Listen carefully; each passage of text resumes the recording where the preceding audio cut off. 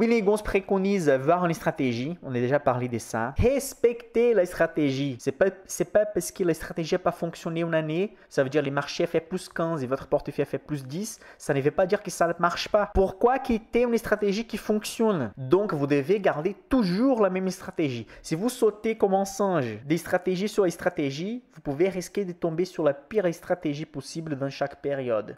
Restez sur une ou des stratégies dans votre portefeuille et il faut la respecter. Lire les rapports financiers si vous êtes un analyste financier, mais sinon connaître les fondamentaux. Mais c'est quoi les fondamentaux? Ce sont quelques ratios, on va dire une dizaine de ratios que si vous savez l'interpréter, vous allez jeter un œil sur des sites de finances et vous allez dire les nouveaux résultats de la société sont bons ou pas bons.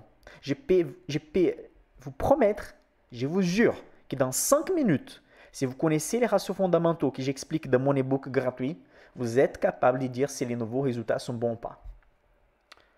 Pourquoi? L'année dernière, la société avait une marge nette de 10%. Donc, ça veut dire qu'il n'y a pas peur les chiffres d'affaires. 10% de cette valeur de chiffre d'affaires restait dans la poche de la société. L'année suivante, la marge nette est de 2%. Ça veut dire que seulement 2% du chiffre d'affaires reste net dans la poche de la société. On suppose aussi que les ventes ont tombé. C'est déjà des très mauvaises nouvelles. Vous savez juger déjà si les nouveaux résultats de la société sont bons ou pas, simplement avec un concept que je viens de vous expliquer en 20 secondes. Donc vous voyez, une chose importante aussi, c'est de faire un management rigide. Respecter des critères. C'est impossible de faire un management parfait. Impossible, impossible. Même en discutant avec M. William Gonz, il dit à un moment donné, on a fait ça depuis 1993, mais en 2021, j'ai pas fait ça. Je ne sais pas pourquoi. On a oublié ou les marchés les montaient très rapidement. Donc vous voyez, les meilleurs investisseurs de l'histoire de l'Europe peuvent avoir des problèmes de management, oublier quelque chose, ou simplement ne pas prendre une décision qu'il a toujours fait auparavant. Ça arrive, mais le plus important, c'est de prendre des bonnes décisions toujours. Les portefeuilles dans la Master Small Cap que j'ai créé devant tout le monde sur YouTube et maintenant il est fermé dans ma formation. Les gens de suivi des portefeuilles de ma formation ont accès à ces portefeuilles. On n'a pas fait que des plus-values. On a eu 2 ou 3 sociétés qui n'ont pas marché bien. Mais tant pis, on a perdu 15% sur une société, 12% sur l'autre, 19% sur l'autre.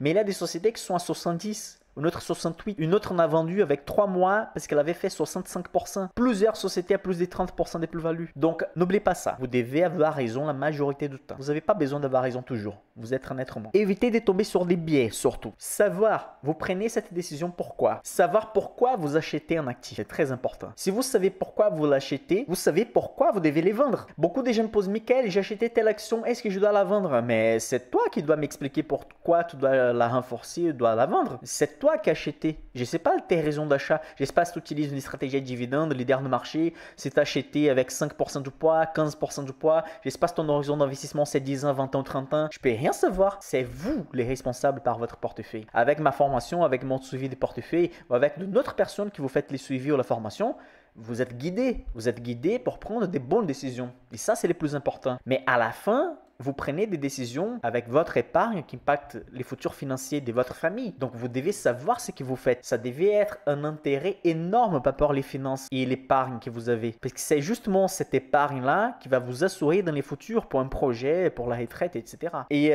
parmi ces critères ici, il y a l'effet de respecter la stratégie et faire management rigide et ne pas tomber sur les biais sont plutôt la même chose. Ce sont liés à la partie comportementale de l'être humain. Et plus vous allez avoir des connaissances par rapport à un sujet, plus vous allez avoir d'expérience, donc l'effet de commencer à investir avant possible, plus vous allez gagner d'expérience et rester tranquille avec les baisses de marché, avec les choses qui arrivent, etc. Il y a en fait sur la vidéo, William Gonz il parle des choses très importantes. Quels sont les biais d'un gérant ou de quelqu'un qui a déjà un portefeuille qui gagne de marché? Il dit, il y a des gens qui disent, il y a des investisseurs qui font des bonnes performances et pensent, je suis très intelligent et c'est pour ça que ça marche. Ça, c'est très, très, très mauvais pour les bons investissements, pour les managements de portefeuille. C'est la même chose moi. Moi, j'investis depuis 2011. Ça a toujours fonctionné bien. Mes décisions sont toujours bonnes. Et donc, parce que j'ai pris des bonnes décisions, ça va toujours être comme ça et je vais acheter des sociétés au pif, au hasard, au feeling. Ça ne va pas marcher. C'est comme tout le monde qui a commencé à faire des investissements en 2020. Toutes les choses après la baisse, on commençait à monter rapidement. Tout le monde était les génies de la bourse. Tout le monde était les génies. Tout ce que j'achète, ça monte. Ensuite, tout le monde a cassé la tête avec des actifs et des actions pourries. Il faut avoir une stratégie. Il n'y a pas d'intelligence. Il y a des méthodes. Je vais juste partager une petite anecdote ici. Je suis ingénieur, j'ai travaillé comme ingénieur. J'ai connu beaucoup d'ingénieurs de plusieurs pays surtout. Et parmi les ingénieurs, il y a toujours certains qui sont un peu génies. Vous voyez, les mecs, il a plein de facilités d'apprendre des choses, fort en mathématiques, en physique, en logique, etc. Et après, j'ai fait un diplôme d'analyse financière parce que les sujets m'intéressaient énormément, etc. Et j'ai aperçu que parmi les génies de la finance, la grosse majorité sont juste des mecs très disciplinés. Ce ne sont pas des génies vraiment, ce ne sont pas quelqu'un qui vraiment a inventé quelque chose. Ce sont des gens capables de tenir la même stratégie après 20 ans, 30 ans ou 40 ans. Modestie à part, je suis quelqu'un de très discipliné. Et je pense qu'une grande partie de ma réussite, c'est le fait d'être discipliné justement et ne pas tomber sur des biais. C'est pour ça que ça fait quelques mois déjà, les marchés les baissaient un peu. Il y avait des gens dans ma communauté qui ont posé des questions. Michael, mais les marchés est baissé. Ça faisait un jour que les marchés baissaient de 10%. Il faut faire quelque chose. Non, il ne faut pas faire quelque chose. On va attendre que ça baisse pour prendre les meilleures décisions, pour acheter les meilleurs actifs, pour que ça monte après. Je ne vais pas prendre des décisions pressées sans respecter la stratégie, sans analyser les marchés.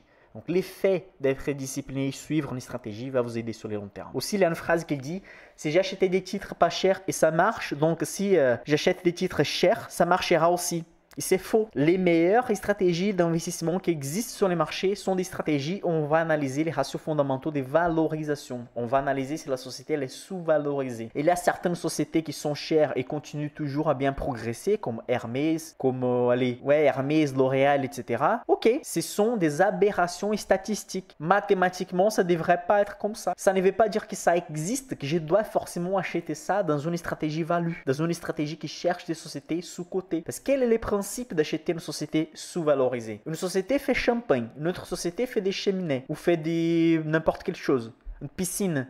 Normalement, les marchés vont valoriser énormément la société des champagnes. Mais pas forcément la société des champagnes va gagner plus d'argent que la société qui fait des piscines et des cheminées. Ces types de sociétés sont moins valorisés dans les marchés. Beaucoup d'analystes vont négliger ces types de sociétés. Mais à la fin, avec un chiffre d'affaires de 100 millions d'euros, ça peut rester plus d'argent dans la poche d'une société qui fait des piscines, des verres, des cheminées, peu importe la société qui fait des champagnes. C'est simple comme ça. Et donc, on respecte cette stratégie. Et donc, c'est une erreur aussi de dire j'ai des belles performances. Ce n'est pas parce que j'ai payé pas cher et que j'ai attendu. C'est parce que les sociétés de portefeuille sont superbes et donc, je les garde parce qu'elles sont superbes. Vous ne devez pas vous passionner des sociétés qui sont dans portefeuille. Vous ne devez pas vous passionner des sociétés qui sont dans votre portefeuille. Il y a des sociétés excellentes parfois qui deviennent chères, super valorisées dans les marchés, extrêmement valorisées. Et donc, la théorie financière dit qu'il faut garder dans ces cas la plus-value.